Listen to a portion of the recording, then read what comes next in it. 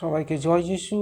আজকে নতুন আবার একটা ভিডিও নিয়ে এসেছি আপনাদের সামনে। ভিডিওটা শুরু থেকে দেখতে থাকুন। আজকের কন্টেন্টটা হয়েছে যে প্রভু যিশুর কাছে আমরা সবাই প্রার্থনা করি কিছু না কিছু প্রাপ্ত হওয়ার জন্য, মানে পাওয়ার জন্য। কিন্তু প্রভুকে সন্তুষ্ট করতে হয়, খুশি করতে হয়, মানে ঈশ্বরের আজ্ঞাবিধি শাসন এগুলো অক্ষরে অক্ষরে পালন করতে হয়। তাই প্রভু যিশুর কাছে চাইলেই কিন্তু আমরা সবসময় পেয়ে থাকি না। কারণটা কি? আমরা তো নিজের মন মতো চলি, নিজের খুশি মতো আমরা চলাফেরা করি। তাই সব প্রভুর ইচ্ছা, প্রভুর মানে ইচ্ছা না হলে মানে কোনো কিছু কিন্তু আমরা পেতে পারি না, মানে চাওয়া পাওয়া থেকে আমরা বঞ্চিত হয়ে যাই। তাই আজকের কন্টেন্টটা হয়েছে যে প্রভুর ইচ্ছা না হলে কোনো কাজ হয় না। মানে প্রভু যদি আমাদেরকে ইচ্ছা, আমাদেরকে যদি দয়া করুণা না করে, আমরা কিন্তু কোনো কাজেই কিন্তু আমরা সাকসেসফুল হতে পারবো না। তাই প্রভুর ইচ্ছার উপরে কিন্তু আমরা নির্ভরশীল হয়ে থাকি, হয়ে পড়ি। অনেকে ভালো ভালো চাকরি বাকরি করার জন্য অনেক উচ্চশিক্ষিত লেখাপড়া শিখে, অনেকে ব্যবসা বাণিজ্য করে, অনেকে গাড়ি বাড়ির জন্য, অনেকে আশা আকাঙ্ক্ষা করে কিন্তু প্রভুর কাছে কিন্তু প্রার্থনা করে। প্রত্যেকটা মানুষের মধ্যে, মনের মধ্যে কিছু না কিছু চাওয়া পাওয়া থাকে, কিন্তু সমস্ত কিছু কিন্তু চাওয়া পাওয়া থেকে আমরা বঞ্চিত হয়ে যাই। কারণ ঈশ্বরের আজ্ঞাবিধি শাসনগুলো আমরা তো মেনে চলি না। তাই প্রভুর ইচ্ছা না হলে কোনো কাজ হয় না। প্রভুর উপরে কিন্তু সব কিছু নির্ভরশীল হয়ে থাকি বা হয়ে পড়ি। কারণ আমরা তো সরাসরি ঈশ্বরের কাছে পৌঁছাতে পারি না, আমরা পুত্রর হাত ধরে পিতার কাছে পৌঁছাই। তাই পুত্রর উপরে কিন্তু আমাদের সমস্ত কিছু চাওয়া পাওয়া নির্ভর করে। তাই আমাদের সৃষ্টিকর্তা জগতের ঈশ্বর প্রার্থনার কথা শোনেন ও উত্তর দেন। সৃষ্টিকর্তা কাকে বলে? সৃষ্টির যিনি অধিকর্তা, যিনি আকাশ পাতাল পৃথিবী চন্দ্র সূর্য সৃষ্টি করেছেন, যিনি মানুষ সৃষ্টি করেছেন, তিনি হলেন সৃষ্টিকর্তা। তা আমাদের সৃষ্টিকর্তা জগতের ঈশ্বর প্রার্থনার কথা শোনেন ও উত্তর দেন। ঘটনাটি কত বিস্ময়কর! যিশু বলেন, স্বর্গ ও মর্ত্যের সকল ক্ষমতা আমাকে প্রদান করা হয়েছে।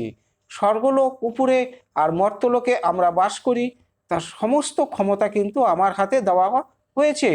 অতএব যিশু যদি সকল ক্ষমতা থাকে, তোমরা কি কল্পনা করতে পারো তোমরা প্রার্থনা করলে কি ঘটবে? সুতরাং আমরা মর্ত্যলোক থেকে যখনই আমরা প্রভুর কাছে প্রার্থনা করি, তখন কিন্তু প্রভু স্বর্গ থেকে আমাদের সমস্ত প্রার্থনা শ্রবণ করে, এবং আমাদের ঘরে কি নেই কি আছে, এবং আমাদের জীবনে কি দুঃখ কষ্ট, কি রোগ ব্যাধি, কি অভাব অনটন, সমস্ত কিছু প্রভু কিন্তু স্বর্গ থেকে অনুভব করতে পারে, বুঝতে পারে। কারণ যে প্রভু সেই ঈশ্বর। প্রভু হলো ঈশ্বরের একটা অংশ, ঈশ্বরের ডান দিকে সিংহাসনে বিরাজমান আছে। তাই আমরা প্রভুর হাত ধরে পিতার কাছে পৌঁছাই।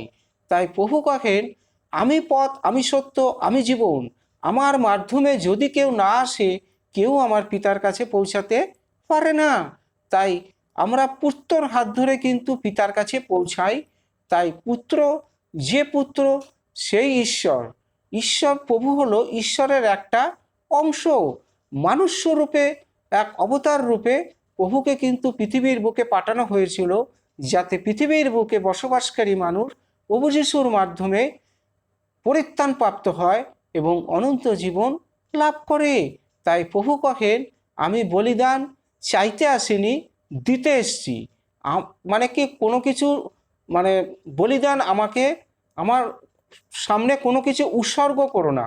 হ্যাঁ, এইগুলো আমরা চাইতে কিন্তু আমি পৃথিবীর বুকে আসিনি। কোনো অসুস্থ পীড়িত ব্যক্তি প্রভুর কাছে যদি প্রার্থনা করে, কাকুতি মিনতি করে, অনুনয় বিনয় করে, একচিত্ত এক মনে এক ধ্যানে প্রভুর কাছে প্রার্থনা করণার্থে প্রভু স্বর্গ থেকে ঠিক প্রার্থনা শ্রবণ করে, এবং স্বর্গের দূত পাঠিয়ে আমাদের সমস্ত রোগ ব্যাধি, সমস্ত দুঃখ কষ্ট, সমস্ত অভাব অনটন থেকে আমাদের কিন্তু পরিত্রাণ করে দেয়। তো সুতরাং একাগ্র চিত্রে প্রভুর কাছে কিন্তু প্রার্থনা করতে হবে, এক চিত্ত এক মনে এক ধ্যানে। মানুষ দুটো মনকে কিন্তু এক জায়গায় করে প্রভুর কাছে কিন্তু প্রার্থনা করতে হবে। মন যেন বিচলিত না হয়, ছটপট ছটপট না করে একটা মন এদিকে আর একটা মন অন্যদিকে কিন্তু থাকলে হবে না। একাগ্র চিত্রে প্রভুর কাছে প্রার্থনা করলে প্রভু ঠিক আমাদের স্বর্গ থেকে শুনতে পাবে এবং আমাদের চাওয়া পাওয়া থেকে মানে হতাশা করবে না। তাই প্রভু থাকেন স্বর্গে আর আমরা থাকি মর্তলোকে। সুতরাং প্রভু আমাদের ঠিক মনের বাসনা ইচ্ছা সকল কিছু পূর্ণ করবেই করবে। আজ হোক, কাল হোক, পরশু হোক। কত ছেলেমেয়ে আছে উচ্চশিক্ষিত হয়েছে, তার একটা চাকরির দরকার, অনেকে বড় বড় ব্যবসা বাণিজ্য, অনেক আশা আকাঙ্ক্ষা নিয়ে ব্যবসা বাণিজ্য শুরু করে। তো সব কিছু কিন্তু প্রভুর ইচ্ছার উপরে নির্ভর করে। প্রভুর ইচ্ছা না হলে কোনো কাজ হয় না। প্রভুকে সবসময় সন্তুষ্ট করতে হয় কিসের মাধ্যমে? ধার্মিকতার অনুষ্ঠানের মাধ্যমে এবং ঈশ্বরের রাজ্যে সুসমাচার প্রচারকের কাজ করতে হয়। তাহলেই কিন্তু প্রভু আমাদের কি জিনিস নেই, কি জিনিস আছে, কোনটা আমাদের প্রয়োজন, প্রভু কিন্তু সমস্ত কিছু অভাব অনটন আমাদের সমস্ত কিছু পরিপূর্ণ করে দেবে এবং আমাদের জীবনের সমস্ত কিছু কিন্তু উপচে উপচে পড়বে। হ্যাঁ, তাই বছরে একবার হোক দুবার হোক আমাদের প্রত্যেকের বাড়িতে ধার্মিকতার অনুষ্ঠান করতে হয়। ধার্মিকতার অনুষ্ঠান করার মানেই হলো ঈশ্বরকে সন্তুষ্ট করা। আর প্রভুকে যে যত ভালোবাসবে পিতা পরমেশ্বর তার অধিক গুণ কিন্তু তাকে প্রেম করবেই। তাই পুত্রকে ভালোবাসলে ক্ষতি কী? পুত্রকে যে ভালোবাসবে পিতা পরমেশ্বরও কিন্তু আমাদেরকে ভালোবাসবে এবং আমরা কখনো কোনো দিন চাওয়া পাওয়া থেকে বঞ্চিত হব না। কারণ প্রত্যেকটা মানুষের জীবনে আশা আকাঙ্ক্ষা উদ্দীপনা নিয়েই কিন্তু সে বসবাস করে এবং সে আশায় থাকে আজ হোক কাল হোক প্রভু আমাদের ঠিক সূর্য যেরকম উদিত হয় আমাদের প্রতি প্রভু কিন্তু উদিত হবে। সূর্য যেরকম অস্ত যায় প্রভু কিন্তু একদিন আমাদের প্রতি তাকাবে। সেদিন আমরা অধিক ফলে ফলবান হব। আমাদের জীবনে সমস্ত কিছু উপচে উপচে পড়বে। তাই সমস্ত কিছু প্রভুর উপরে নির্ভরশীলতা করে। প্রভুর ইচ্ছা না হলে কোনো কাজ হয় না। সব কিন্তু প্রভুর ইচ্ছা। প্রভুর ইচ্ছা হলেই সব হবে, আবার প্রভুর ইচ্ছা না হলে কোনো কাজ হয় না। তাই প্রভু কহেন তোমাদের জীবনে শেষ ফল আছে। শেষ ফল বলতে কি? আমাদের জীবনের সমস্ত কিছু চাওয়া পাওয়া, আমরা কি চাই, কি প্রয়োজন, আমাদের সংসারের কি নেই, কি দরকার, সমস্ত কিছু প্রভু কিন্তু বুঝতে পারে, উপলব্ধি করতে পারে। কারণ প্রভু তো অন্তর্যামী। প্রভু হলো ঈশ্বরের ঘর থেকে কিন্তু এসছিল পৃথিবীর বুকে, আবার মৃত্যুর 3 দিন পরে আবার উপনীত হলো স্বর্গধামে, ঈশ্বরের ডান দিকে বসে আছে। সুতরাং প্রভুকে কখনো কোনো দিন অবহেলা, ঘৃণা বা কটূক্তি, বিদ্রুপ সহকারে কথা বলতে নেই। প্রভুকে ভক্তি সহকারে প্রার্থনা করলে, মন প্রাণ অন্তর হৃদয় দিয়ে কেউ যদি প্রার্থনা করে এবং চাইতে থাকে, তাই প্রভু মনের কামনা বাসনা ইচ্ছা সকল কিছু পরিপূর্ণ করে দেবেই দেবে। আজ হোক কাল হোক পরশু হোক, প্রভু তাকে কখনো নিরাশা বা হতাশা করে না। প্রভুর কাছে প্রার্থনা করলে কাউকে কোনোদিন খালি হাতে ফেরায় না, কিছু না কিছু সে পরিত্রাণ প্রাপ্ত হবেই হবে। তাই প্রভু কহেন যেহেতু তুমি আমাকে প্রভু বলে ডেকেছো, তাই তুমি পরিত্রাণ প্রাপ্ত হবে এবং অনন্ত জীবন লাভ করবে।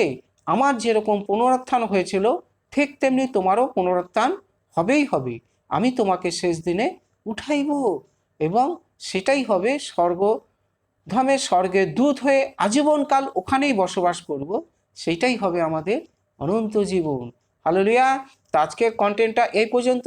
সবাইকে জয় যিশু।